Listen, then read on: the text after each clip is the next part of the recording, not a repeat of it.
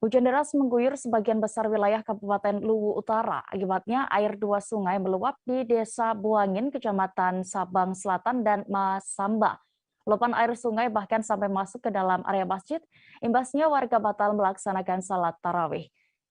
Bagaimana kondisinya situasi saat itu akan dilaporkan reporter kami dari Tribun Timur. Ada rekan Calik Mawardi yang sudah terhubung bersama kami di sana. Silakan dengan informasi Anda. Iya, ya.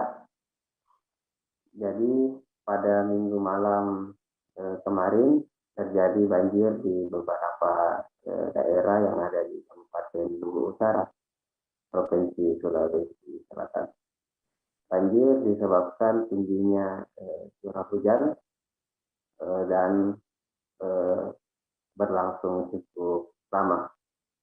Salah satu titik yang terendam banjir yang cukup parah yakni terjadi di Kota Masamba dan di Dusun Pondan, Desa Buangin.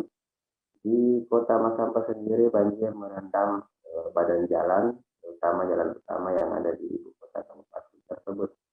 Sementara itu, banjir di Dusun Pondan, Desa Buangin menyebabkan puluhan rumah terendam banjir, termasuk salah satu rumah ibadah di dusun tersebut.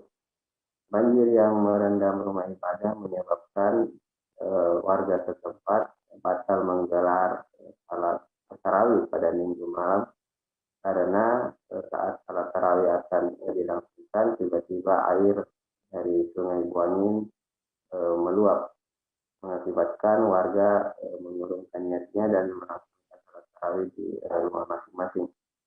Menurut keterangan warga setempat, banjir di Dusun Pondan sudah sering kali terjadi dan sudah menjadi langganan dan banjir akan terjadi apabila hujan deras turun dan sungai meluap.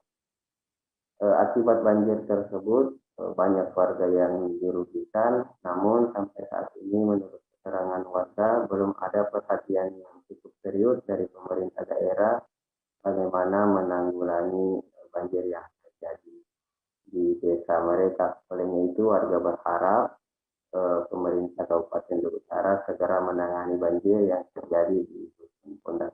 Itu dia. Baik, terima kasih rekan Calik untuk laporan Anda. Selamat bertugas kembali.